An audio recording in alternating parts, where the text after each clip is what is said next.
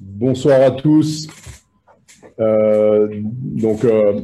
Bienvenue au second webinaire que nous organisons sur le haut niveau.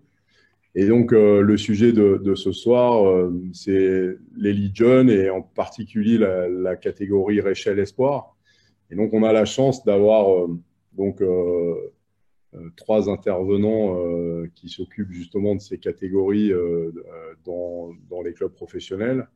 Donc, on a Pascal Papé qui va venir nous témoigner un petit peu du travail mis en œuvre au Stade français. Bonjour Pascal.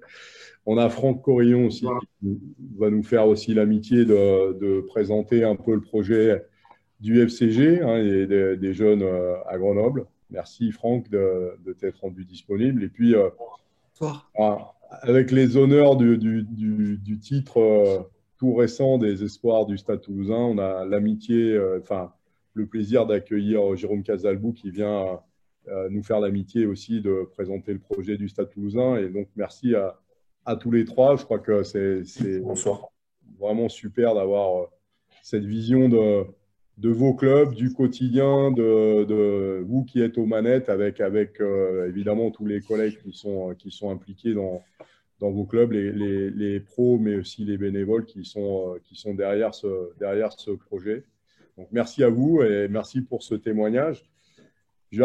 On aura aussi une intervention de Vincent Kricher qui vient un peu toujours dans le cadre de l'observatoire du jeu. Donc, c'est une volonté qu'on a eue de la fédération de pouvoir avoir une structure qui vient observer le jeu de nos équipes nationales à 7, à 15, les garçons et les filles, et pour voir un peu quels sont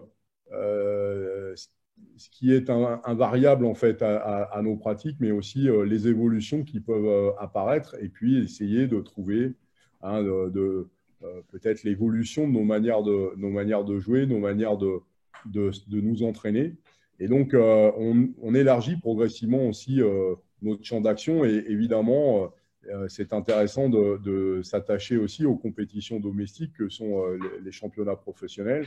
Et puis là, dans notre cas aujourd'hui et dans le cadre de cette intervention, des compétitions espoirs, et de se poser un ensemble de questions, de dire voilà à quoi elle sert, comment on peut mettre en place un projet dans nos clubs qui soit efficace, comment on va aussi positionner nos équipes nationales. Et d'ailleurs, la conclusion reviendra un petit peu de ce séminaire, reviendra à Sébastien Calvet, qui est en responsabilité des équipes jeunes et qui va lui aussi nous partager la philosophie qui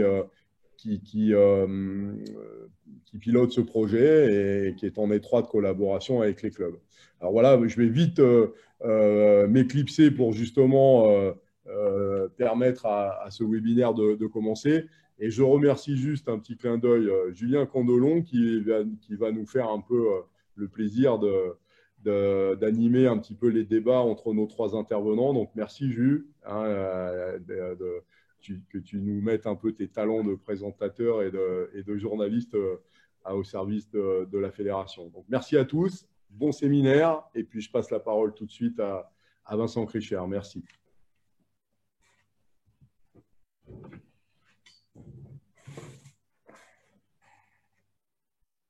Bonjour à tous. Oh, il y a un petit problème de PowerPoint. Non, c'est bon, ça marche. Donc, dans la suite en fait, de ce qu'on vous a présenté la semaine dernière sur le haut niveau international avec Fabien Galtier, comme l'a dit Didier, on va s'attacher ici à vous présenter les quelques données qu'on a sur le championnat espoir et surtout à le comparer en fait aux autres championnats, puisque c'est un championnat espoir qui se retrouve, c'est les plus de 18 ans jusqu'à 21 ans, et c'est un championnat un peu particulier. Mais nous reviendrons dessus. Tout d'abord, de comprendre comment nous, on analyse la fédération, comment on analyse en fait nos données. Parce que c'est le plus important, le chiffre, c'est ce qu'on se dit tout le temps, le chiffre, si on ne l'analyse pas, n'a aucune portée, on on peut rien en retirer. L'important, évidemment, dans un premier point, c'est de pouvoir se comparer à la concurrence, c'est-à-dire que nous, autour de nos équipes internationales, de pouvoir voir ce qui se fait évidemment en Angleterre, en Nouvelle-Zélande, au Pays de Galles, et de voir où on en est. Évidemment, c'est de créer des référentiels d'efficacité. C'est vrai qu'on peut lire beaucoup et souvent dans la presse, on n'a pas été efficace en zone de marque, on n'a pas été bon sur les sorties de camp, et donc ou sur un niveau d'intensité d'un point de vue physique. Donc nous, ce qui nous intéresse, c'est pouvoir de se créer, se dire, voilà, la norme internationale sur les zones de marque, c'est de marquer environ 2 fois sur 3 ou plus. Évidemment, c'est de créer nos points clés de performance autour du jeu, des joueurs, mais aussi des référentiels physiques en fonction des postes et du projet qu'on veut mettre en place sur le terrain. On interprète évidemment ces données suivant plusieurs critères. La première qui paraît super importante, c'est la saison. En fonction de quand on joue, si c'est sous la pluie, le type de terrain. Évidemment, on est un sport collectif où les règles évoluent en permanence, donc il faut s'adapter à ça, et ces adaptations ont des vraies répercussions sur le jeu.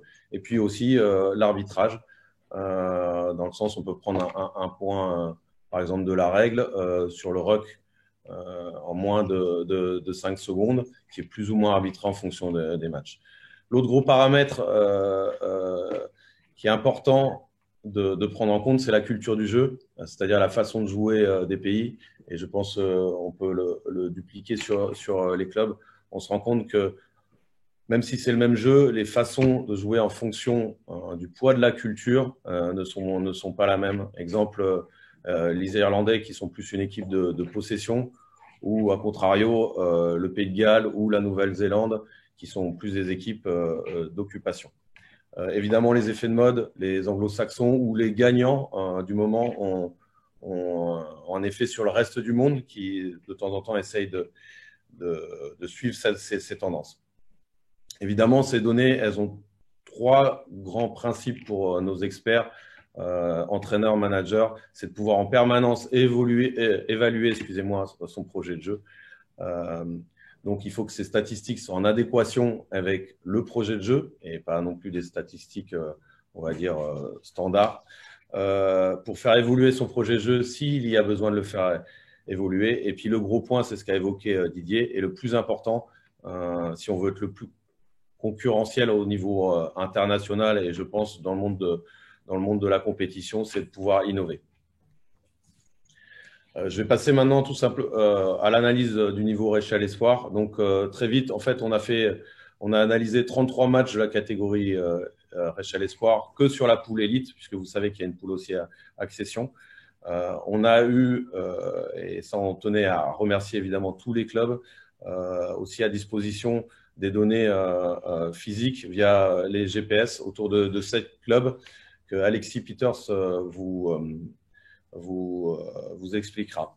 Les conditions d'observation sont importantes puisque par rapport à ce que je vous ai expliqué tout à l'heure, on a eu globalement sur les matchs qu'on a vus un temps ensoleillé, un terrain qui était plutôt synthétique, donc avec une surface rapide, avec des rucks plus rapides que sur terrain herbe, ou dans des conditions météorologiques compliquées. Et puis, sur les 33 matchs qu'on a analysés, à l'instar du top 14, je crois, on a 56% de victoires à la maison et donc 44% des équipes qui sont allées gagner à l'extérieur. Ça, c'est une vraie évolution, je crois, de nos championnats. Pour commencer ces chiffres, évidemment, la compétition espoir au moins de 20 ans, même s'il est évident que certains joueurs moins de 20 ans ne passent jamais par la compétition espoir et passent directement par la compétition de top 14. On peut prendre l'exemple de Julien Delouis, de Carbonel ou de Gros à Toulon qui ont joué très peu de matchs espoir. Donc, de comparer, encore une fois, il faut le prendre avec des pincettes. Vous voyez que sur les chiffres, en tout cas, on est des essais, des franchements, du nombre de touches, de mêlées. On est à peu près pareil. Il y a évidemment moins de phases de conquête, et on vous expliquera pourquoi, au niveau international.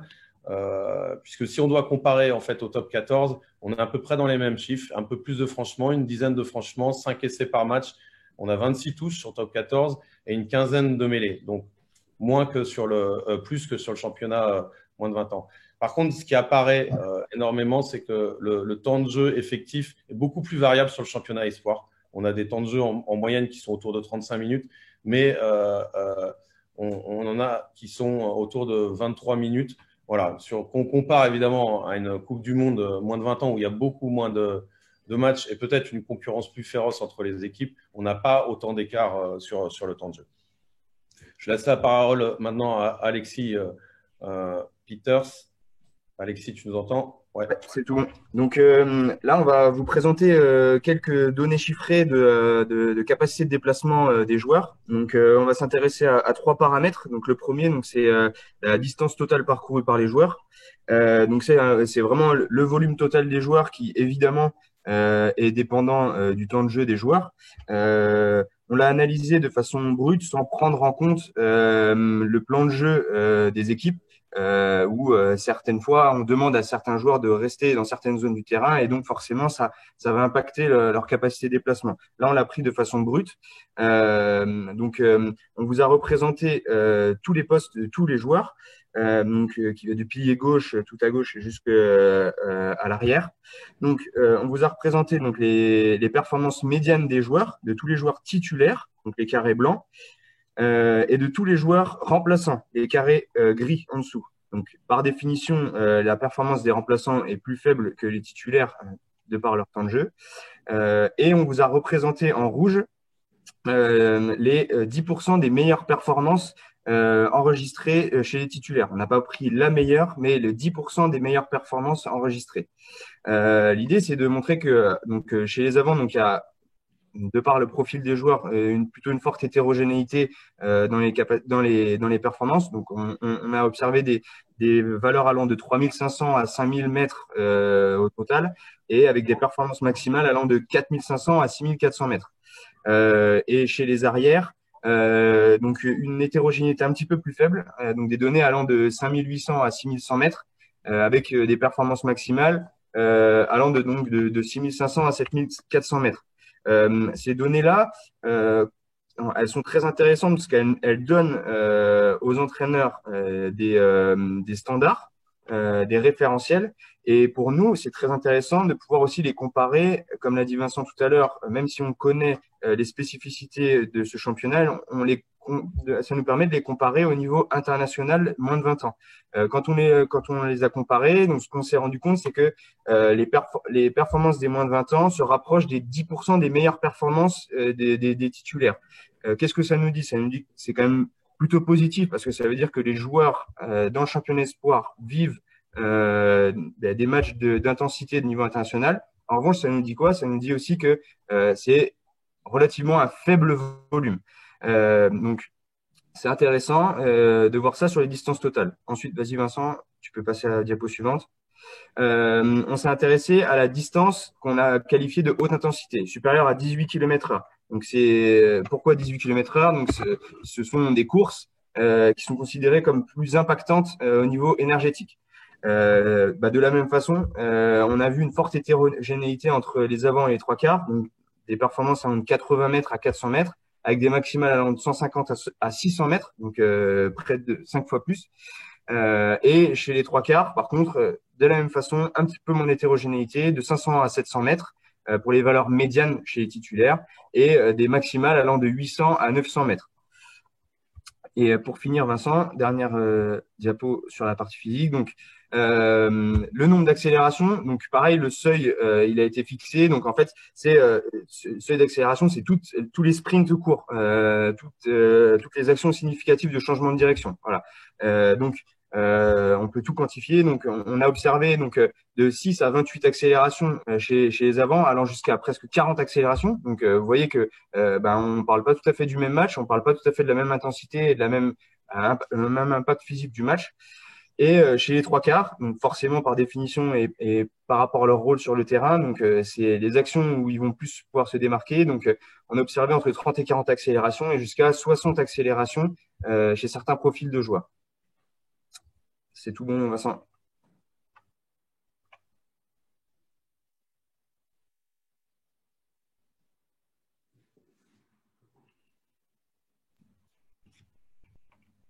on va repartir sur en fait, le nombre d'essais, pouvoir le comparer un petit peu au top 14 et ce qu'on a pu voir sur le 6 Nations senior de cette année, puisque en fait, le tournoi des moins de 20 ans, vous le savez, a été décalé au mois de juin. Ce qu'on se rend compte, c'est qu'en fait, il y a une forte proportion des essais qui est sur touche dans tous les championnats du monde. C'est ce qu'on voit depuis déjà de nombreuses années. On est autour de, je vous dis, de plus de 40%. Pour certaines équipes, c'est beaucoup plus. On parlait de culture de jeu. L'exemple, c'est l'Irlande qui a mis 75% de leurs essais au tournoi des 6 Nations sur cette phase de touche. La grande particularité en fait du championnat espoir, c'est lié, et puis on va se tâcher de le comprendre. C'est sur les phases de transition, il y a moins d'essais. Phase de transition, en fonction de la terminologie que vous employez, c'est ce qu'on appelle ça phase de transition, changement de statut ou contre-attaque de deuxième et troisième rideau. Puisque en fait en top 14, ces phases représentent 15% de la marque et au niveau international 22%. Ce qui est important à comprendre, c'est que en fait, du coup, en termes d'entraînement, on va peut-être pas mettre avec la compétition espoir sur ces phases, en tout cas, le niveau des autres, au niveau des autres compétitions. Sur la marque, on voit, mais depuis beaucoup de temps, qu'on marque à partir de phases qui ont pour origine les 22 derniers mètres à plus de 60% et que globalement, on marque très, très vite. C'est le cas en fait dans toutes les équipes et de plus en plus, on l'a vu aussi ça sur le top 14, mais aussi sur le tournoi des 6 Nations. On voit aussi qu'il y a quand même 9% et on verra qu'il y a quand même plus de franchissement en espoir dans son camp par rapport à nous, ce qu'on voit sur les autres pays.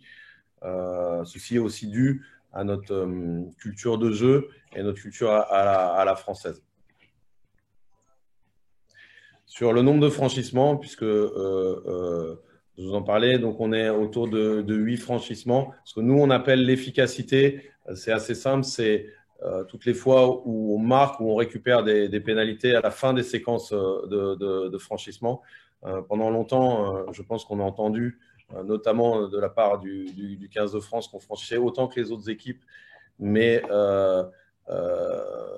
qu'on marquait peu. On se rend compte que sur la compétition espoir, une fois sur deux, quasiment, on marque. Pour vous donner un standard, les meilleurs standards, c'est la Nouvelle-Zélande, le Pays de Galles qui l'ont. Ils sont autour de 65%. Bon, après, il faut remettre évidemment en lumière le rapport de force qui n'est pas tout à fait le même, évidemment, au niveau international qu'au niveau échelle espoir. On se rend compte aussi, et ça, c'est très intéressant, que sur ces phases quand même de transition, de turnover, il y a pas mal de franchissements. On verra pourquoi, puisque elles sont jouées d'un certain type. Et ce qui est très intéressant et qui nous démarque aussi de tout ce que nous, on voit au niveau international, c'est cette capacité à jouer de notre camp, puisqu'on voit que 35% quand même des franchissements ont lieu dans nos 40 mètres. Sur le nombre de temps de jeu, ce n'est pas une donnée d'aujourd'hui, c'est une donnée depuis nous qu'on analyse les matchs. On franchit aussi, là aussi, vite, même si le temps pour franchir ou pour marquer, c'est un petit peu allongé sur ces derniers moments. Notamment, on l'a vu quand je parlais de l'Irlande, avec souvent des touches et des séquences de jeu à une passe où ils mettent plusieurs temps pour pouvoir marquer. Ce qui est très intéressant aussi, c'est qu'on s'est rendu compte que on a calculé entre chaque ruck combien il y avait de passes. La norme, là aussi internationale, qui va surprendre, je pense, qui va vous surprendre comme elle nous a surpris, est à peu près 1,2, 1,3. C'est-à-dire qu'entre chaque ruck, dans un match, il y a 1,3 passes. Malgré tout, sur des actions décisives comme les franchissements, on est plus autour de 2 ou 3 passes. Donc, les actions décisives sont faites avec un peu plus de passes. Sur les phases de conquête, statistique aussi qui nous a un peu interrogés, mais qui est exactement la même que ce qu'a pu nous donner le staff des moins de 20 ans, de leur dernier tournoi maintenant qui date d'un an et demi. On s'est rendu compte qu'en fait, globalement, il y a une bonne qualité, une qualité moyenne de la conquête en termes de gains et de pertes de ballon. Par contre, ce qui ressort, c'est qu'on a très peu, très peu. On n'a que 60% dans les deux cas de ballons exploitables, donc de ballons où on peut lancer le jeu, de faire un maul, un jeu au pied, ou de lancer le jeu par les trois quarts. C'est des problématiques qu'on retrouve évidemment au niveau international, puisque au final, on a des joueurs, une grande partie aussi des joueurs en moins de 20 ans qui font partie du championnat espoir. Mais on s'est rendu compte aussi qu'on avait les mêmes problématiques avec le 15 de France et le top 14 liés à nos sorties de camp. Donc, ça pour vous dire qu'en fait, souvent, les problèmes des uns sont aussi les problèmes des autres. Pour se rendre compte combien on a de lancements de jeu derrière par match en espoir, il est au nombre de 5, donc 2,5 par équipe. Sur le nombre de pénalités, on est à peu près sur les standards aussi du top 14. On a un peu plus que le tournoi des 6 nations, puisque le nombre de pénalités sifflées en rééchelle est de 26, alors qu'au tournoi, il était de 22, et que sur le top 14 de cette année, statistique qui nous est arrivée à l'heure actuelle, il est de 23. Évidemment, je pense que vous le savez, une grande majorité de ces pénalités sont sifflées en défense. Donc voilà, aussi par rapport à la règle qui a évolué. Sur le pourcentage en conquête et en attaque, on est à peu près pareil que sur le top 14. Sur le turnover, les turnovers et les transitions, donc je rappelle, transition, c'est ce qu'on appelle contre-attaque de 2 et 3e rideau. Ce qu'on s'est rendu compte, c'est qu'on avait pas mal de turnovers à jouer pendant les matchs espoirs, mais c'est ce que je vous disais, peu de transitions, finalement 15, parce qu'on va se rendre compte qu'il y a très peu de jeux au pied dans cette compétition, contrairement au top 14, et encore plus sur les compétitions internationales. C'est aussi pour ça qu'on peut dire, infirmer, c'est plus qu'une hypothèse, que le temps de jeu effectif est aussi plus long sur les matchs internationaux, puisque, par exemple, on peut prendre l'exemple là aussi du Pays de Galles, qui laisse, après chaque jeu au pied, le ballon dans le terrain pour augmenter en fait les séquences de jeu et faire péter l'adversaire athlétiquement. Donc, sur les transitions, 15 joués, une grande partie à la main. C'est pour ça qu'on a vu tout à l'heure qu'il y avait pas mal de franchements, puisque dans la catégorie espoir, les équipes ont tendance à jouer. Vous voyez aussi la répartition des turnovers qui est évidemment sur la touche, puisqu'on a vu, c'est les turnovers évidemment joués, donc des difficultés sur les phases de conquête. Après, les turnovers sont joués, ne sont pas si importants que ça. Donc là aussi, il faudrait on peut émettre deux hypothèses. Une hypothèse, la première, c'est que les équipes peut-être ne jouent pas tout le temps les turnovers, mais aussi lié à l'arbitrage. Est-ce que nos arbitres nous laissent les jouer? Pour laisser ma dernière diapo, avant de laisser la main à Alexis qui va compléter l'intervention, c'est ce que je vous disais sur le nombre de jeux au pied qu'on a dans les différentes catégories et de compétition. Excusez-moi. On se rend bien compte qu'en fonction, le top 14, niveau international, il y a énormément plus de jeux au pied et surtout un jeu au pied beaucoup plus offensif, puisqu'on se rend compte que dans cette catégorie, le jeu au pied est plutôt un jeu au pied qu'on pourrait caractériser de défensif, d'occupation, à 72% des cas, mais très peu de pression. Donc évidemment, on peut se questionner sur comment développer aussi les ailiers, par exemple sur des duels aériens, ou même sur la qualité de ce jeu au pied de pression dans ces catégories-là. C'est une tendance qu'on voit évoluer très fortement, qu'on a vu très fortement évoluer sur le 6 nations. Là aussi, les équipes qui tapent le plus de jeux au pied, vous l'avez vu pendant le tournoi, même si ça a été réduit un peu par rapport à l'Automne Cup, c'est par exemple le Pays de Galles, l'équipe de France aussi. Et c'est des équipes qui, elles, quasiment à 60%, tapent que du jeu au pied de pression, donc qu'avec de la récupération en dessous, ou se mettre dans la possibilité de récupérer le ballon. Je vais laisser donc la main à Alexis, qui va compléter la présentation. Donc, l'idée, c'était de vous montrer sur les 3 dernières diapos l'impact de quelques variables contextuelles du match et donc le score. C'était de voir un peu l'impact, maintenant qu'on connaît un petit peu mieux le jeu, c'était de voir l'impact sur le déplacement des joueurs du score, donc du nombre de points marqués au total et de l'écart de points. Donc, sur cette diapo, on vous a représenté en fait, donc on a catégorisé les matchs de moins de 40 points marqués, donc total des deux équipes, entre 40 et 55 points marqués et plus de 55 points marqués. Et en fait, on se rend compte que plus il y a de points marqués et plus les joueurs se déplacent. Donc, on le voit bien sur le 5 de devant et sur les troisième lignes, donc globalement sur tous les avants et sur les arrières. Donc, en fait, finalement, on voit que plus il y a de points marqués, peu importe que ce soit à l'avantage ou en défaveur de l'équipe, plus il y a de points marqués et plus il y a de déplacements dans le match. Ensuite, diapo suivante, s'il te plaît, Vincent. Ensuite, on voulait vous montrer l'impact d'un score vraiment serré. Donc, un score serré, on a considéré moins de 7 points d'écart entre les deux équipes. Alors, finalement, moins d'un essai transformé qui, en fait, renforce un petit peu le suspense et en tout cas l'aspect décisif du match. Et en fait, on voulait voir l'impact des remplaçants sur le match.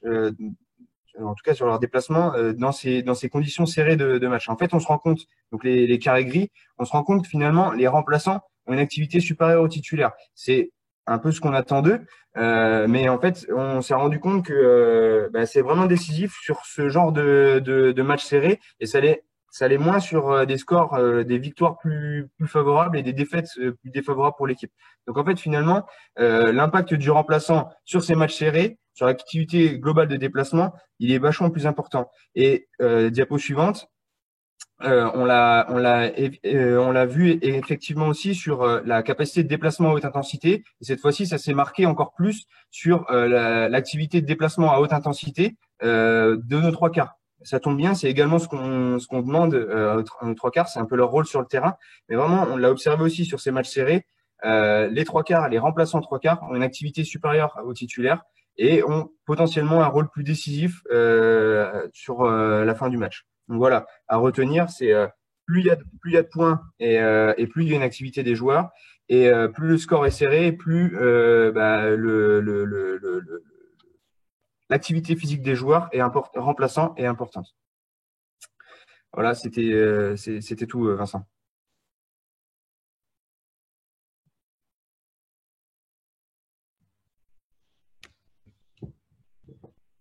Merci Alexis. Je vais laisser la main maintenant à Julien pour présenter nos 3 intervenants, enfin nos 4 intervenants de marque.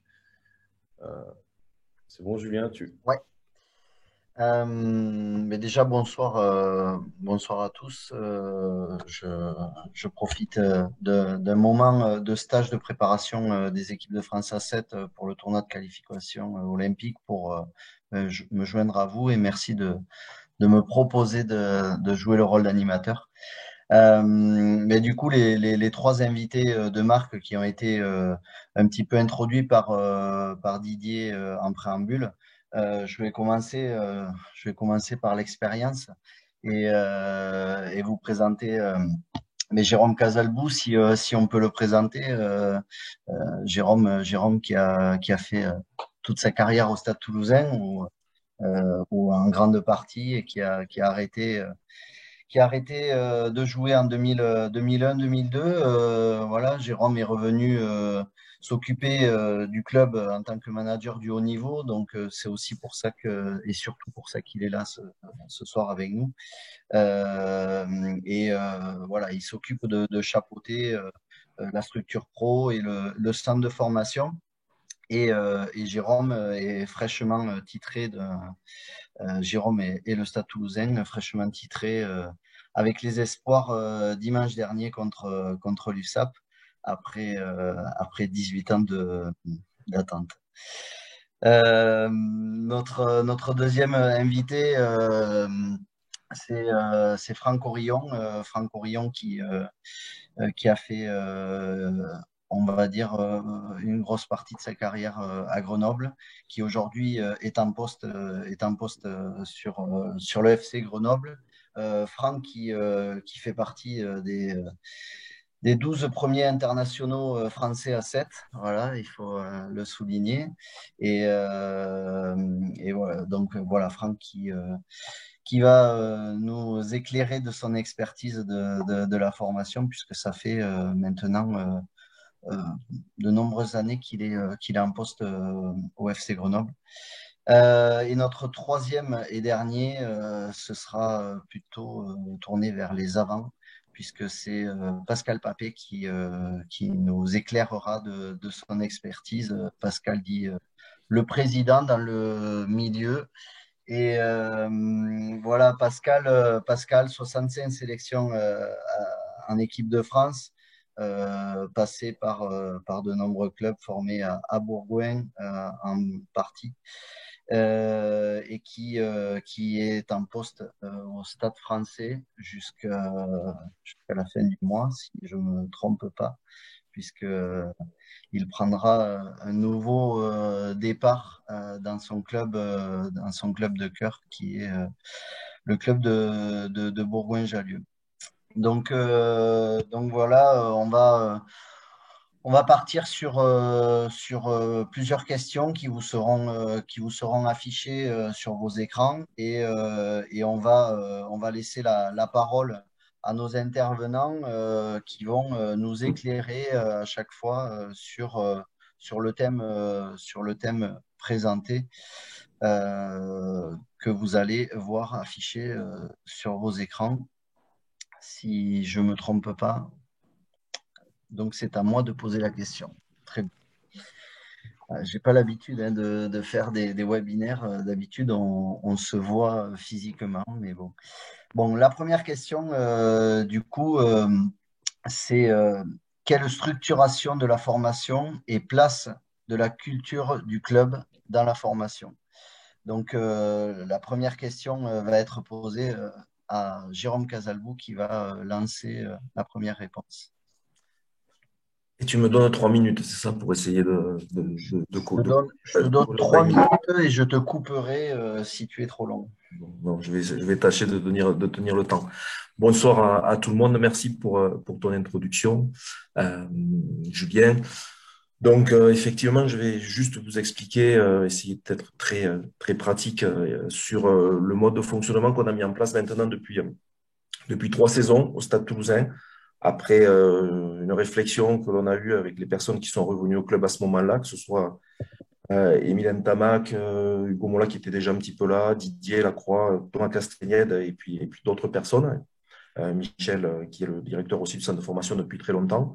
On a réfléchi un petit peu comment optimiser notre formation sur le haut niveau élite jeune, c'est-à-dire le centre de formation et les espoirs. Et il nous est apparu très intéressant de mutualiser totalement le travail du groupe professionnel et du centre de formation, auquel on a associé un certain nombre de joueurs espoirs sous une forme d'élite asso. En mutualisant ces groupes, on travaille maintenant à 65 joueurs.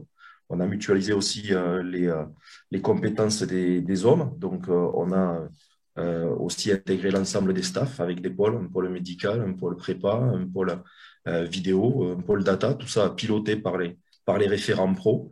Et nous nous sommes organisés pour ensuite, avec les outils matériels aussi, de proposer ces outils matériels à l'ensemble du groupe Espoir et à l'ensemble du groupe Centre de formation. On a pour ce faire aussi changé le planning du centre de formation en dédiant 4 demi-journées spécifiques à la possibilité d'un entraînement commun ou d'une présence au contact des pros pour les joueurs du centre de formation et un certain nombre du coup de joueurs espoirs, en tenant compte aussi d'un aménagement scolaire qui allait au-delà des jeunes pour le centre de formation, mais aussi un aménagement scolaire pour les joueurs espoirs. Donc on est parti de cette base-là, bien sûr avec la culture du club, la culture de jeu que l'on veut mettre en place, plus facile à transmettre lorsqu'on a automatiquement des entraîneurs adjoints pro qui sont les entraîneurs de l'équipe espoir, la quasi-totalité étant passée par la formation du Stade Toulousain. Et on essaye aussi d'y associer, pour coller à l'actualité, toujours un joueur qui est actuellement sous contrat, un joueur pro sous contrat, qui est un entraîneur adjoint au niveau des espoirs. Cette année, c'était Louis-Benoît Madol qui jouait ce rôle. L'année saison prochaine, Zach Holmes jouera ce rôle aussi. Ça nous permet aussi de faciliter le projet sportif et la formation des jeunes joueurs. On a dédié aussi une demi-journée en particulier sur des créneaux d'entraînement totalement individualisés et de techniques individuelles que partagent en même temps les joueurs espoirs, les joueurs pros et tous les centres de formation, les joueurs pros et aussi bien sûr certains joueurs espoirs dont on a eu la capacité à aménager leur temps scolaire. Voilà. Tout ça, ça nous a permis de faire monter en compétence tous nos jeunes joueurs. Et aujourd'hui, on pense qu'on en a tiré les fruits puisqu'on a obtenu un titre de champion de France. Et puis, on a aussi quand même 13 jeunes du centre de formation qui ont fait des feuilles soit en pro pour la Coupe d'Europe ou pour le top 14. Voilà, j'ai tenu à trouver le timing, monsieur Candelon. Merci Jérôme, toujours impeccable. Mais du coup, on va donner la parole à Franck. Franck, même question. Comment vous agissez sur le FC Grenoble? En fait, moi, je vais surtout vous parler de la filière dans sa globalité. J'ai un peu moins de recul que Pascal ou Jérôme, par exemple, sur le haut niveau jeune. J'ai envie de dire que la formation fait partie de la culture du club à Grenoble. Historiquement, Grenoble, en 1936, a déjà eu la première équipe junior en France. La première école de rugby a été créée en France à Grenoble en 1946. Et tout comme le Stade Toulousain, en 1988, premier centre de formation créé en France. Donc du coup, historiquement, la formation fait partie intégrante de la culture du FCG. Ensuite, sur l'ensemble de la filière, on travaille sur 4 plateaux bien distincts. L'initiation est bien évidemment du baby rugby jusqu'au plateau U12. On a ensuite l'accès de jeu à 15 pour le plateau minime, un plateau développement qui va des U15 ou U18. Et un peu à l'image du Stade Toulousain, quelque chose qu'on va expérimenter cette année, c'est effectivement un plateau performance. On va essayer d'intégrer de la meilleure des façons possibles nos potentiels U21, le centre de formation et l'équipe professionnelle. C'est-à-dire qu'effectivement, les entraîneurs espoirs seront à plein temps avec les entraîneurs pros. Ils sont d'une certaine manière leurs adjoints. Fabien Gégenbacher, l'ancien capitaine du club, devient le head coach et le manager de ce plateau performance. L'idée étant de vraiment travailler sur les mêmes contenus, la même démarche pédagogique, d'avoir les mêmes repères, de travailler sur les mêmes programmations et effectivement de travailler un peu à la carte aussi selon les niveaux des garçons, selon leurs besoins, et du coup de gagner du temps, tout simplement, et d'avoir le même langage et les mêmes repères. Donc, on va expérimenter tout ça.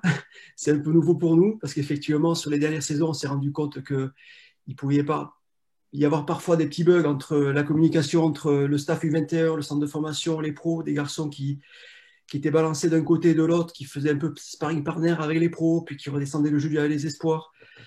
À cela, il fallait rajouter des entraînements de préparation physique avec le centre de formation. Il nous a semblé assez utile d'uniformiser tout ça et de travailler d'un commun accord avec l'ensemble des staffs sur ce plateau performance. Voilà, donc on va expérimenter tout ça. J'espère que ça va fonctionner, à l'image du Stade Toulousain. J'espère qu'on aura de bons résultats. Aujourd'hui, on a quand même 18 garçons espoirs qui ont joué en pro cette année. Donc, on est plutôt satisfait de l'évolution de ces garçons-là.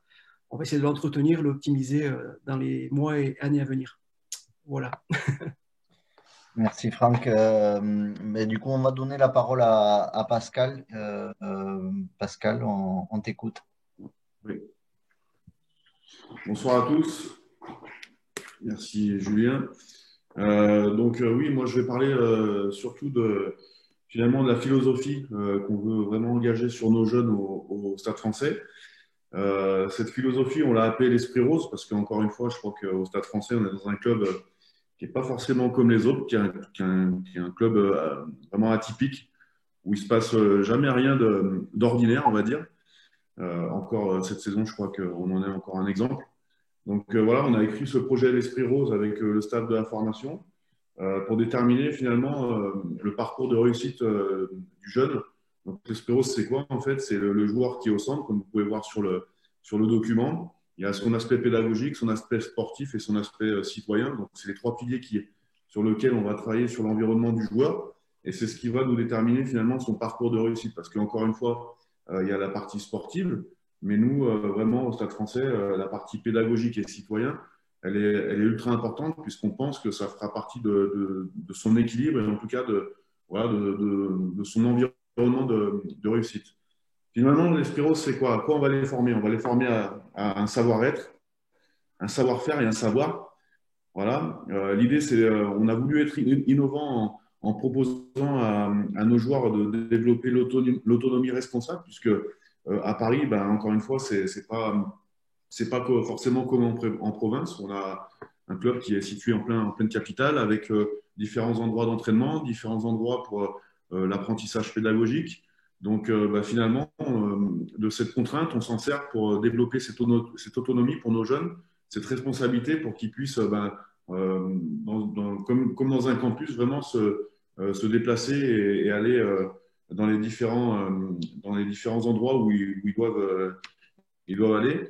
Et puis, encore une fois, bah, ça fait voilà, transmettre la culture du club via cet esprit. Là, je rejoins complètement, et c'est notre objectif aussi à nous au Stade français, je rejoins Jérôme là-dessus, c'est de pouvoir un maximum transmettre cet héritage avec nos anciens. Thomas Lombard, depuis qu'il est revenu au club, s'efforce de pouvoir le faire. On peut le voir avec Gonzalo Quesada, avec Julien Arias, Rémi Bonfils qui est maintenant au centre de formation.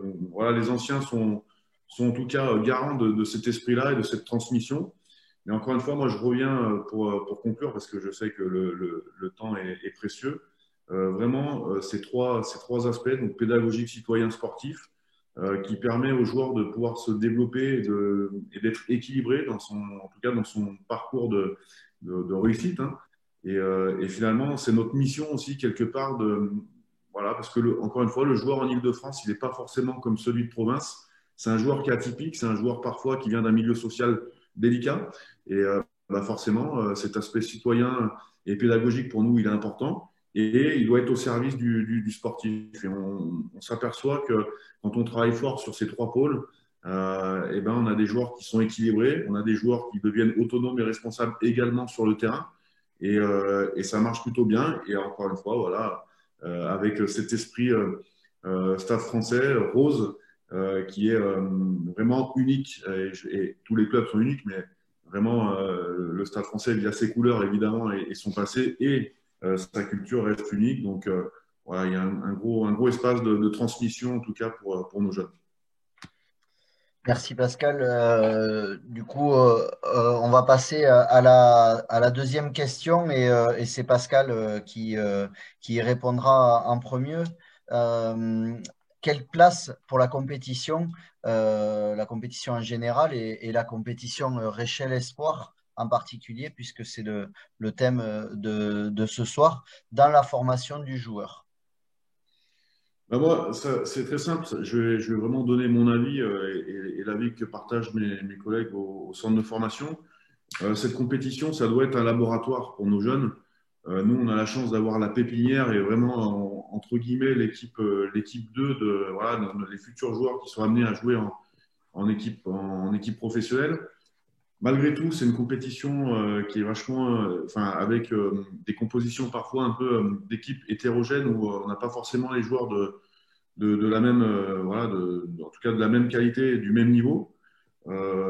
Malgré tout, cette compétition, elle nous permet quand même d'évaluer nos joueurs et de valider aussi les cycles de travail qu'on peut mettre en place. C'est une compétition qui nous permet de le faire parce qu'encore une fois, dans notre état d'esprit, nous, au Stade français, on n'est pas forcément sur le résultat, mais plutôt sur le résultat de l'équipe, mais plutôt sur la validation des acquis individuels. Donc forcément, après, évidemment que c'est toujours mieux de gagner les matchs, mais l'idée, c'est vraiment de se servir de cette compétition pour que nos jeunes vraiment valident avec nous ce qu'on a prévu. On partage énormément les objectifs avec eux.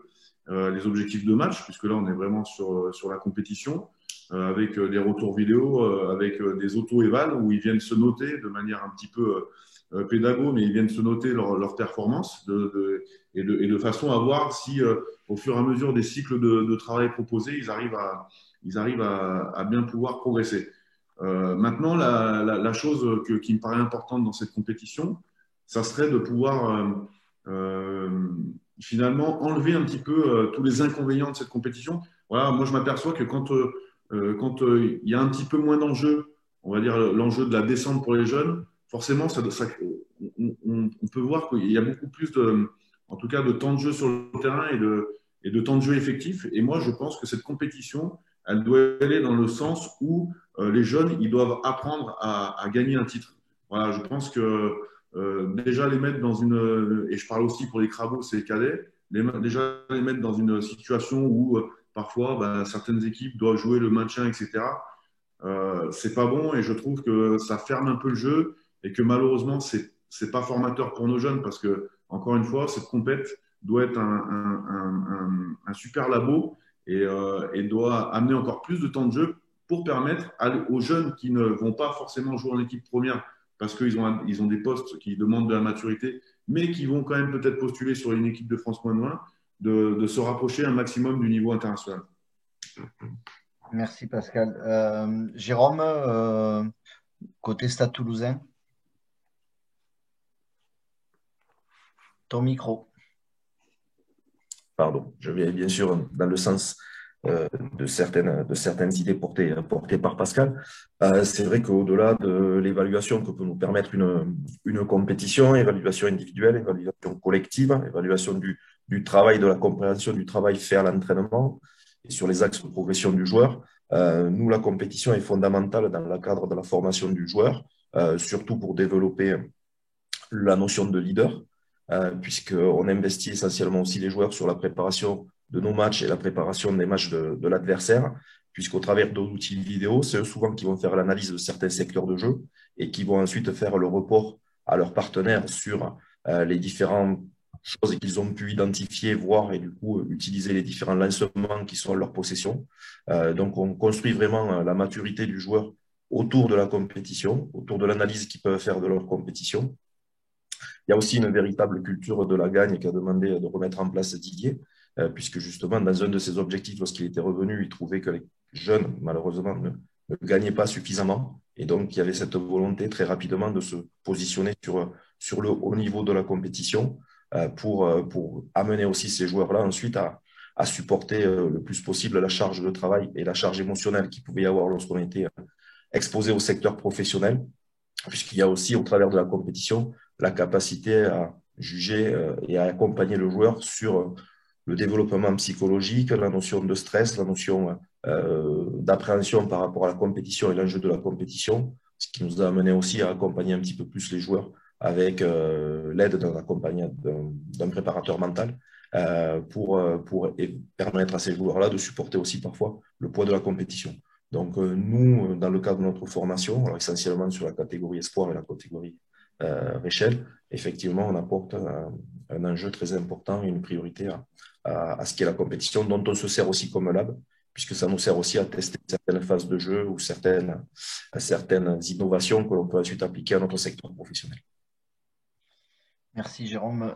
Franck, de ton côté? Oui, je suis en parfaite harmonie et accord avec ce que vont dire Jérôme et Pascal, même si nous, aujourd'hui, on met vraiment l'accent sur la dimension collective. Sur l'équipe U21, on a environ entre 40 et 45 joueurs. On veut tous les voir.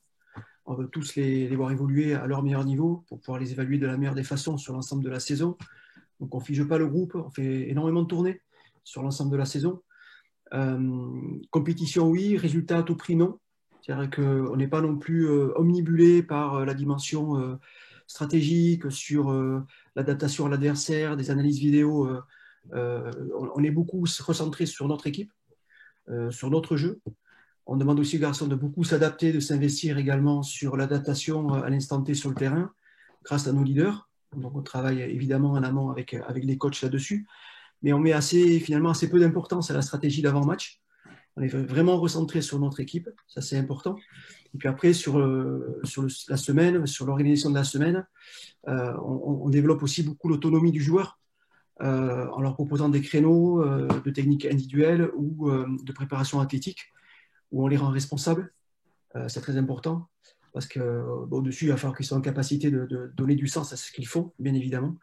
Mais la compétition, oui, les amener à leur meilleur niveau, bien sûr, mais la dimension collective, pourquoi on est là, nous paraît essentielle. Voilà, essentiel. Donc après, les résultats, s'ils sont là, tant mieux. On est super content d'avoir des gamins qui se qualifient ou qui sont champions de France Crabos, comme c'est le cas il y a 3 ans. Mais ce n'est pas une obsession.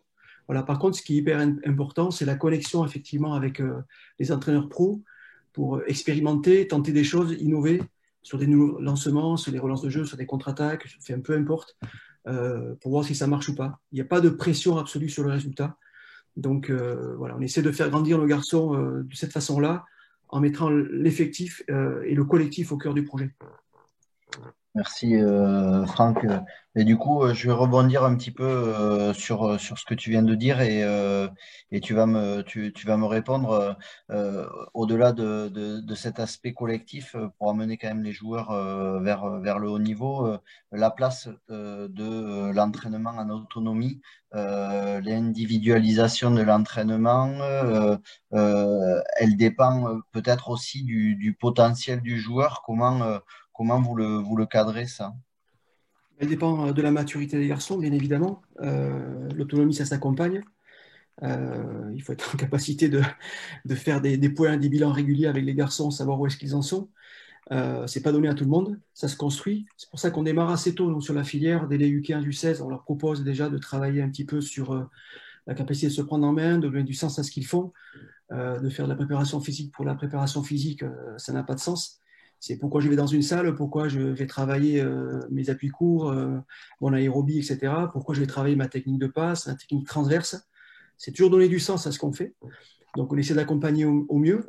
Évidemment, aujourd'hui, sur le plateau développement, on a aussi l'Académie fédérale, les sections sportives qui accompagnent nos meilleurs éléments, nos joueurs premium. Et là-dessus, évidemment, on travaille en parfaite harmonie avec les académies, les sections qui sont sur Grenoble, avec notamment des intervenants qui sont également sur la filière éducateur. Donc, ça facilite les échanges. Après, encore une fois, sur la partie collective, on met beaucoup d'intérêt à cela, parce qu'on se rend compte aussi aujourd'hui qu'on a des garçons qui sont un peu égocentrés, un peu focalisés sur leur performance perso, qui sont à la recherche des datas, qui vont à la pêche justement aux infos, savoir s'ils ont plaqué X bonhomme, combien de mètres ils ont parcouru, combien de franchissements ils ont fait. Donc, ils ramènent vraiment la performance à leur perf à eux. Et c'est un peu le danger. Donc, il faut qu'on soit très vigilant par rapport à ça. C'est pour ça qu'on essaie de trouver toujours le bon équilibre entre la perf individuelle, le besoin du joueur, comment on peut l'accompagner individuellement pour qu'effectivement il performe, que ce soit sur la dimension mentale, technique, stratégique, alimentaire, la préparation physique invisible, bien évidemment. Mais garder quand même le sens du collectif et ne pas oublier qu'il est quand même au service du collectif. Donc voilà, c'est l'enjeu de nos éducateurs et de nos entraîneurs sur la filière, il est là en fait. C'est bien d'accompagner le joueur individuellement, sans oublier non plus la dimension collective. Voilà. Merci. Pascal, de ton côté, cette partie individualisation. Moi, il y a 3 ans, quand je suis arrivé à la formation du Stade Français Paris, ça a été un diagnostic que j'ai pu faire, c'est qu'il n'y avait pas grand-chose qui était proposé justement sur l'indiv.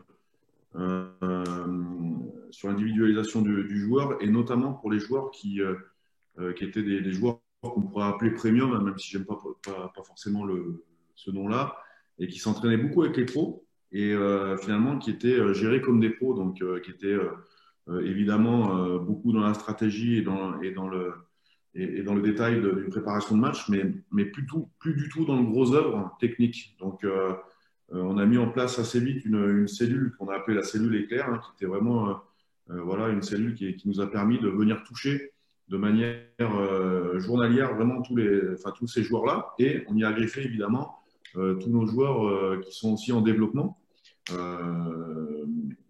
On les a touchés sur la partie terrain, évidemment. On y a mis beaucoup de sens aussi. Je rejoins ce que disait Franck tout à l'heure.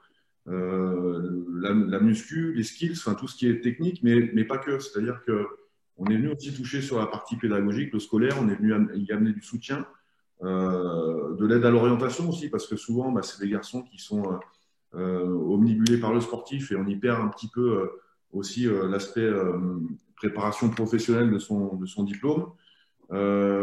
Et après, tout cet aspect, on va dire, invisible et hors terrain, on est venu travailler sur la nutrition, la prépa mentale, la proactivité aussi avec un programme kiné où on les aide et on leur apprend finalement à être proactifs aussi dans leur routine, c'est-à-dire leur routine d'échauffement, leur routine de préhab, Voilà. Et puis, sur la partie citoyen, où je rejoins ce que disait encore Franck tout à l'heure sur le fait d'avoir des garçons et des générations qui sont un peu égocentrées, de les introduire dans des associations où ça leur permet même si nous, ils sont pas en école privée, ils sont vraiment encore avec des gens comme eux dans des lycées ou enfin, dans des universités. L'idée de toujours rester voilà, avec vraiment ces deux pieds sur terre et cette réalité qui les entoure, hein, parce que parfois on pourrait se dire qu'ils sont dans une bulle qui est hyper fermée, surtout en ce moment avec le Covid. Donc vraiment, on est venu travailler sur cette cellule et à la fois plus précisément sur la partie terrain, parce que c'est essentiel, mais aussi sur ces parties hein, que je vous disais tout à l'heure, qui est cet environnement de réussite et qui doit être équilibré en tout cas pour que le jeune il soit épanoui. Et puis on le sait, hein, quand ils sont épanouis, en général, on arrive à avoir des jeunes qui sont performants. Merci Pascal. Jérôme, ton éclairage sur ce sujet? Pour nous, comme l'expliquait Pascal et comme l'expliquait Franck, il y a effectivement un gros travail en amont qui est fait sur des catégories plus jeunes où on peut s'appuyer sur une évaluation qui est faite chaque saison et qui nous permet de suivre le jeune joueur avant qu'il arrive sur la catégorie sport et sur la catégorie l'intégrer dans le centre de formation. Une fois ensuite qu'il est arrivé là, on connaît un petit peu les manques qui peuvent exister, alors, qui peuvent être liés effectivement à des choses qui sont totalement liées au rugby et puis d'autres qui seront un petit peu plus différentes, liées à la construction de l'adolescent qu'il a été et puis du jeune adulte par rapport à des événements qu'il a pu vivre et dont on doit tenir compte sur l'aspect psychologique et l'accompagnement que l'on doit mettre à côté. À partir de là, il y a un plan de développement individuel qui est mis en place et validé par les entraîneurs référents, mais aussi sous la supervision du directeur du centre de formation, Michel Marfin, et sous la direction aussi de Hugo Mola. Et à partir de là, donc, on commence à mettre en place le travail, bien sûr un travail individuel, mais qui doit rester en permanence au service du collectif et de la performance collective, avec lequel on a régulièrement ensuite une mise à jour et une évaluation du travail effectué. Dans le cadre d'une compétition et de jeunes qui sont quand même chez nous et comme ailleurs, mais très compétiteurs et très axés vers le rugby, même si on les recentre bien sûr sur leur double projet, on essaye aussi, justement comme vous l'avez fait précédemment, de leur faire toucher du doigt le niveau supérieur, c'est-à-dire qu'est-ce qu'on attend d'un joueur à leur poste qui évolue par exemple dans un championnat professionnel, qu'il soit français, qu'il soit étranger, dans une équipe nationale, française, étrangère, de manière aussi à ce qu'ils puissent se situer, que nous, on puisse aussi cadrer un petit peu, puisque certains pensent toujours qu'ils sont meilleurs que les autres. Et donc, on leur montre à quel endroit se situe le haut niveau, voire le très haut niveau, où ils se situent eux, et comment on peut les aider à y arriver, ou du moins les accompagner ensuite sur des choses qui sont totalement parfois incorporées au rugby de haut niveau, effectivement, la diététique, la nutrition et d'autres outils et d'autres éléments qui permettent d'aller vers le très haut niveau et vers la construction d'un joueur de rugby. Donc, automatiquement, on tient avant tout compte de l'évaluation qui est faite du joueur avant de mettre en place ce plan de développement individuel pour s'assurer aussi qu'on va être en lien avec sa capacité de compréhension, sa capacité d'évolution et qu'on va pouvoir amener des objectifs progressivement jusqu'au niveau où on souhaite amener ce joueur. Merci. Merci. Ouais, pardon à vous trois. Je vais passer la main à Sébastien Calvé qui est en charge justement des équipes jeunes. Sébastien qui va nous parler du rôle du manager des équipes de France jeunes dans cette diversité. Oui, bonsoir à tous. Je partage d'abord l'écran.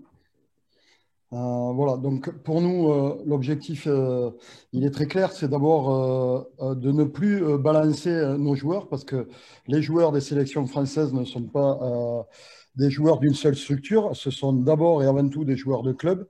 Donc l'objectif principal, il est d'accompagner ces joueurs qui sont au sein du système et de les accompagner dans un environnement unique. Il ne faut plus qu'ils soient balancés entre les différents projets du club, des fois, quand les plans de succession ne sont pas bien maîtrisés dans les clubs, ça se voit de moins en moins, voire c'est quasi aujourd'hui inexistant, mais ce fut le cas il n'y a pas si longtemps.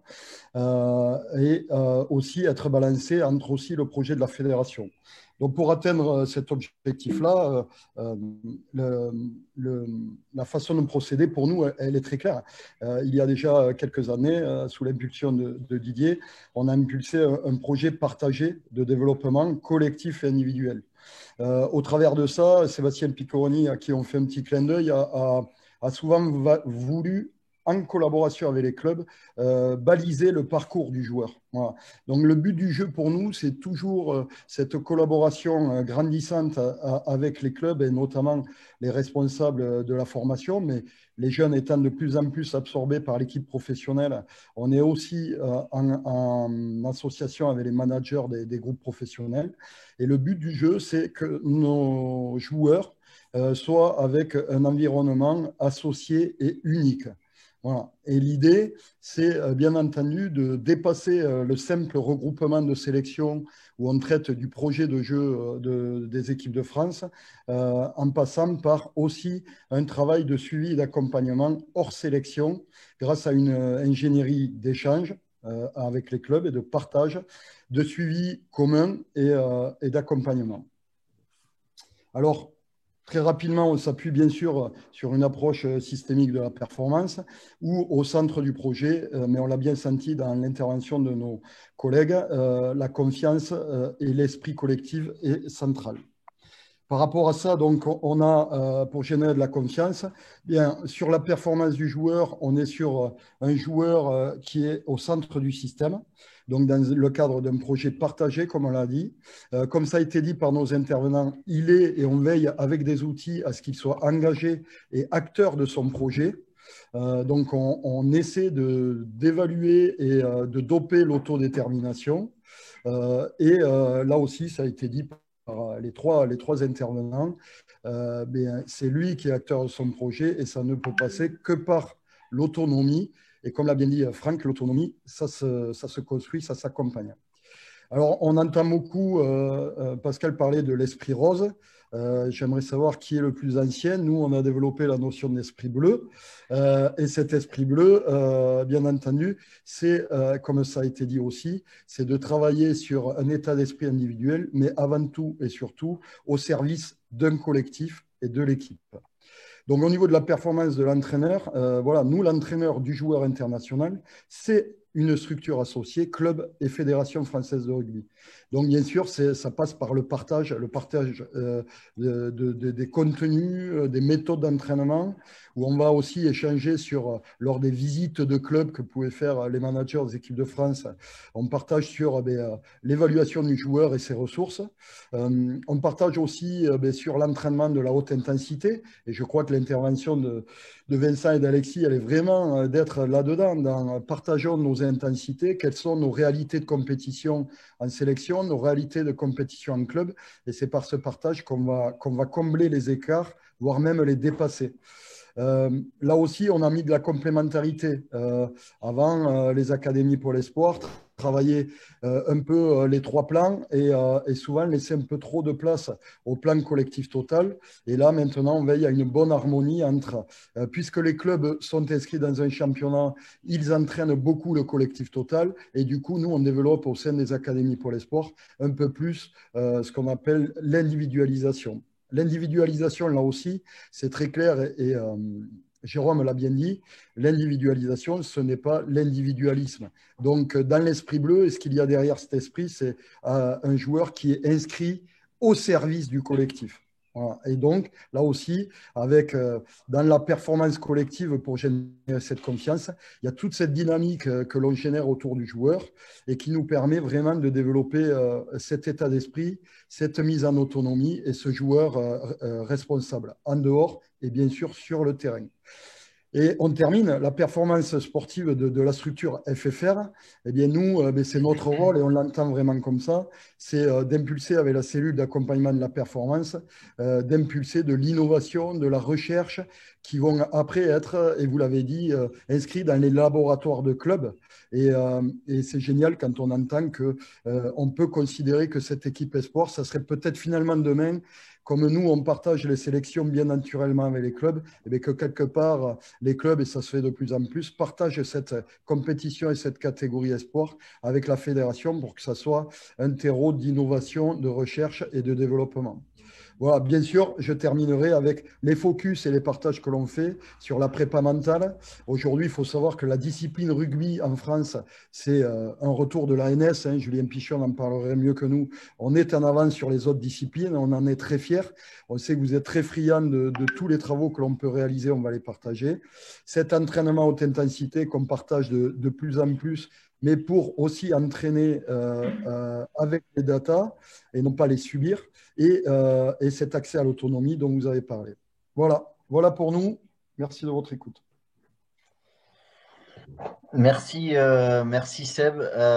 Du coup, on va passer à la phase des questions de nos spectateurs de ce webinaire. On va retenir quelques-unes de ces questions. Évidemment, on ne pourra pas toutes les poser. La première, je vais vous en poser au moins une à chacun. Pascal, question de Manuel Lagarde. Comment préparer ces jeunes joueurs aux contraintes du top 14 et ou de la Pro D2 avec seulement 16 matchs de phase régulière, plus 2 de phase finale pour seulement 4 équipes? La formule de la compétition ne doit-elle pas être revue? Pascal, toi qui es passé par le top 14, mais qui a été espoir avant ça, est-ce que tu as aussi un avis d'expérience vécue là-dessus? Mais c'est sûr que plus les jeunes jouent, mieux c'est. Encore une fois, il faut aussi tenir compte du calendrier. Pour moi, c'est un sujet, vraiment.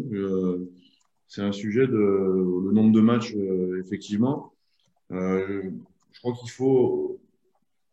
il y a le match, mais c'est vrai qu'il faut peut-être aussi imaginer vraiment tous les espaces et tous les temps de développement, finalement, que ça laisse de faire peut-être un peu moins de matchs et de pouvoir vraiment venir toucher de manière plus forte les joueurs, parce qu'on sait que quand on est en période de match, forcément, c'est pas tout à fait la même planification et on doit s'adapter au match, et surtout quand on rentre dans des blocs de match. Donc, moi, je suis plutôt d'avis où justement, on doit avoir ces blocs de match qui doivent exister pour apprendre aux jeunes à enchaîner ces matchs, à enchaîner ces performances, à parfois même rebondir après un échec. Enfin bref, voilà, c'est pas le sujet. Mais effectivement, laisser aussi de grands blocs de développement et de préparation pour continuer à vraiment venir toucher avec précision tout l'aspect technique, tout l'aspect physique qu'on peut avoir avec ces jeunes-là. Donc, oui, c'est vrai qu'on aimerait peut-être parfois un peu plus de matchs, mais à quelles conditions? Est-ce que c'est pour bouffer de la place et de l'espace sur le développement individuel, notamment? Je ne suis pas sûr. Voilà, moi, je serais pour l'équilibre des deux. Voilà. Réponse un peu politique. Merci Pascal. Parmi les questions, et c'est un sujet qui revient et je vais la poser à Jérôme, une question de Félix Bougon.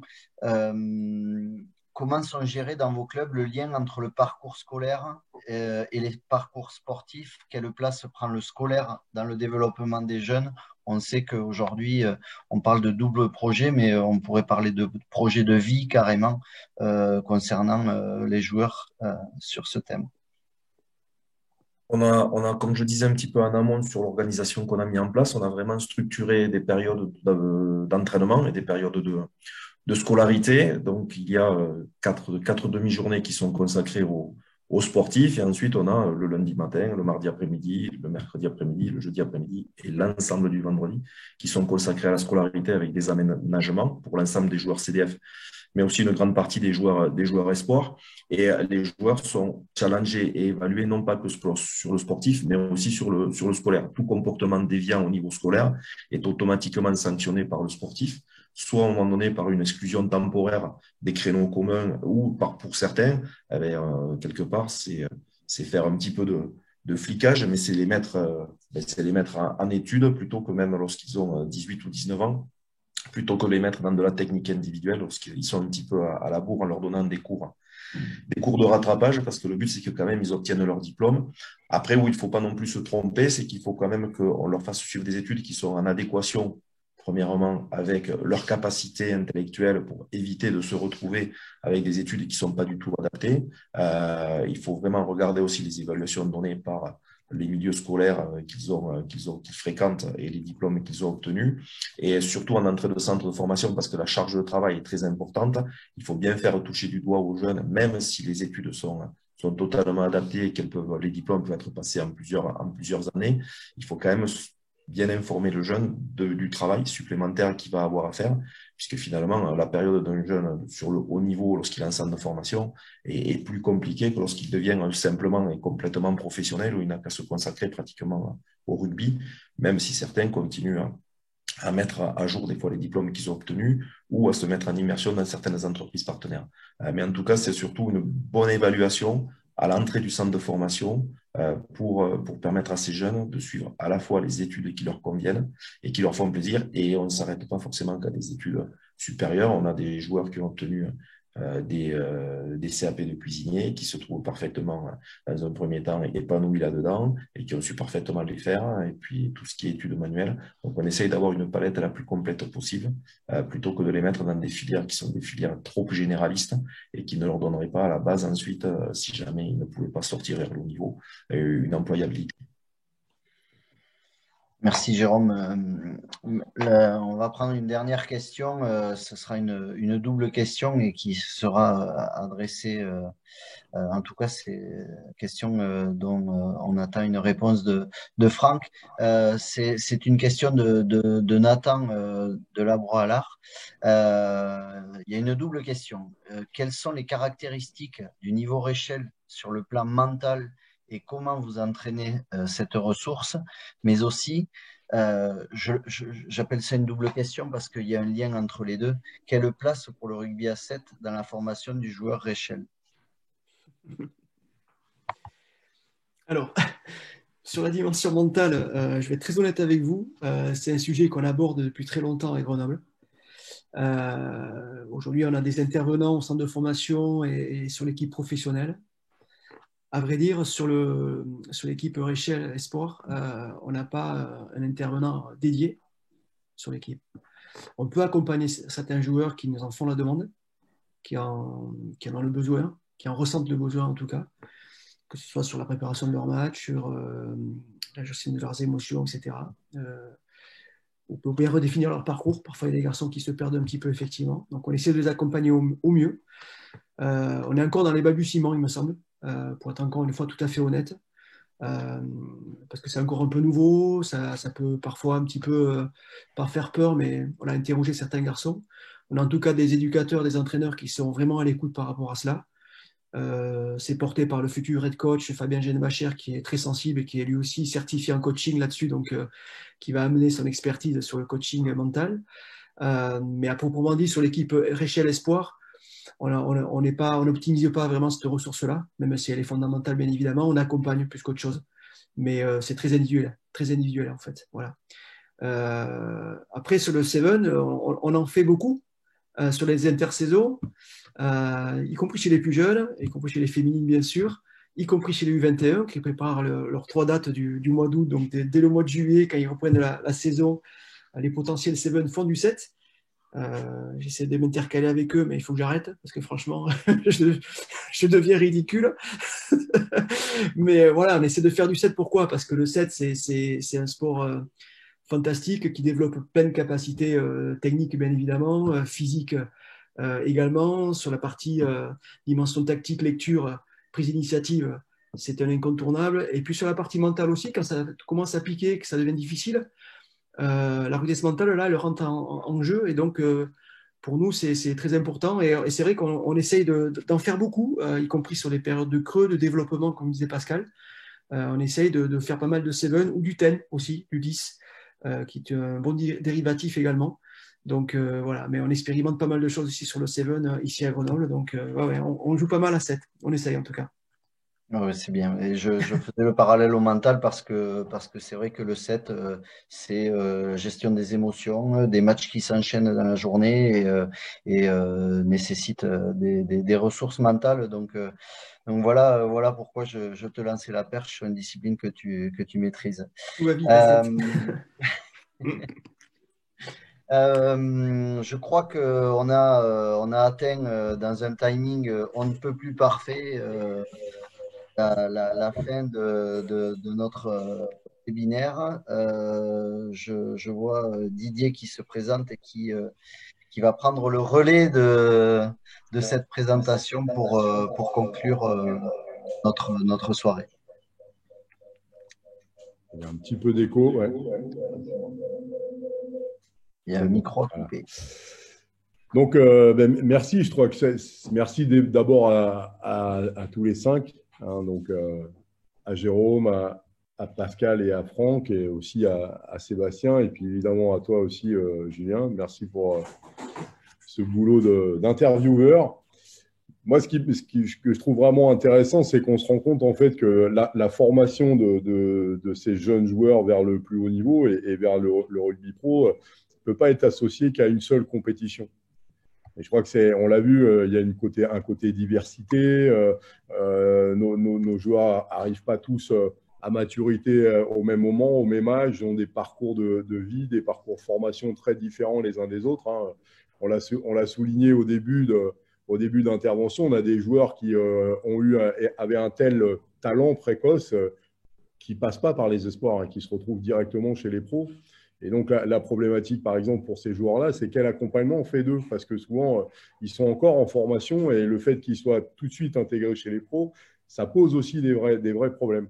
Donc, je crois que ce qui est difficile, c'est qu'on est contraint, en fait, entre individualiser le processus de formation, mais malgré tout, en essayant de maintenir un esprit collectif. Et ça, c'est vrai que ce n'est pas évident.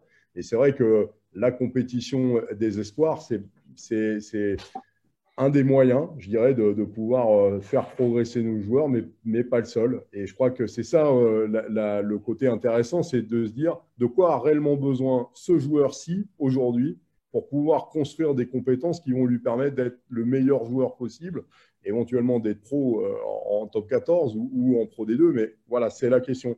Et donc, on voit bien qu'on rentre dans des logiques de prêt de joueurs, par exemple, du top 14 à la Pro D2, voire à la nationale, et avec souvent une réussite assez intéressante. On voit aussi des mécanismes de prêt, et ça commence à se mettre en place pour les faire jouer à 7 de manière plus importante. Je rappellerai que, par exemple, Jordan Joseph a réussi très très jeune à être le meilleur joueur de la Coupe du Monde des moins de 20, mais avant il avait fait 3 ou 4 mois de rugby à 7. Donc c'est cette complémentarité. Je crois qu'il n'y a pas un parcours unique. On est là-dedans, c'est-à-dire créer un environnement, hein, et c'est ce qu'a montré tout à l'heure Sébastien, c'est-à-dire c'est créer un accompagnement autour du joueur justement pour qu'il puisse pas à pas construire ses compétences. Alors, ça veut dire qu'à certains moments, ils ont besoin d'entraînement de salle de muscu, hein, presque sans faire de rugby, ou de techniques individuelles, un peu de manière très intensive, puis après de retrouver des enchaînements de matchs où on va gérer les défaites, les réussites, etc. Donc, c'est une vraie question. Et puis moi, ce qui me plaît bien, et je trouve que je vous remercie à tous les 4 d'avoir mis ça en avant, c'est que il n'y a pas que le rugby. Et on se rend bien compte que nos joueurs, ils vont pouvoir performer si aussi ils sont équilibrés dans leur vie, s'ils sont prêts, en quelque sorte, s'ils sont préparés à affronter la difficulté aussi de l'environnement. Simplement d'être dans une équipe, d'être dans un collectif, c'est dur en termes aussi de relations, etc. Il y a des moments où il faut gérer les blessures. Et si on a d'autres points d'intérêt dans la vie, des études, un projet professionnel, eh bien, ça aide vraiment. Et je crois que ça, c'est tout cet entraînement invisible dont a parlé Pascal, hein, la nutrition, le sommeil, voilà, ça, c'est riche. Et je crois qu'en effet, toutes ces dimensions-là, il faut qu'elles soient prises en compte. Et on voit bien dans l'échange qu'on a avec les clubs que voilà, on est vraiment dans cette dynamique partout. Donc c'est vraiment intéressant et je crois voilà, il faut qu'on continue à se challenger les uns les autres pour que on puisse continuer à avoir, et j'ai pas peur de le dire, hein, la meilleure formation du monde. Si on a été champion du monde 2 fois d'affilée, c'est que quelque part, il s'est passé quelque chose en France. Donc, il faut qu'on continue parce que souvent, on a du mal à capitaliser sur nos réussites, mais j'ai quand même la sensation que l'état d'esprit est en train d'évoluer réellement dans le rugby français. On a un côté collaboratif de plus en plus fort. Les gens osent partager ce qu'ils font. Et je crois que ça, c'est vraiment super. Donc, merci à vous. Merci à tous ceux qui ont pu assister à ce webinaire. Et je pense que ça en appellera d'autres. Hein, et que voilà, on prend plaisir à partager ce qui est mis en place par nos équipes et puis ce qui est mis en place dans les clubs. Donc, bon vent à tous. Bonne fin de saison. Profitez du déconfinement hein, en restant raisonnable. Mais voilà, bon courage à tous. Merci encore.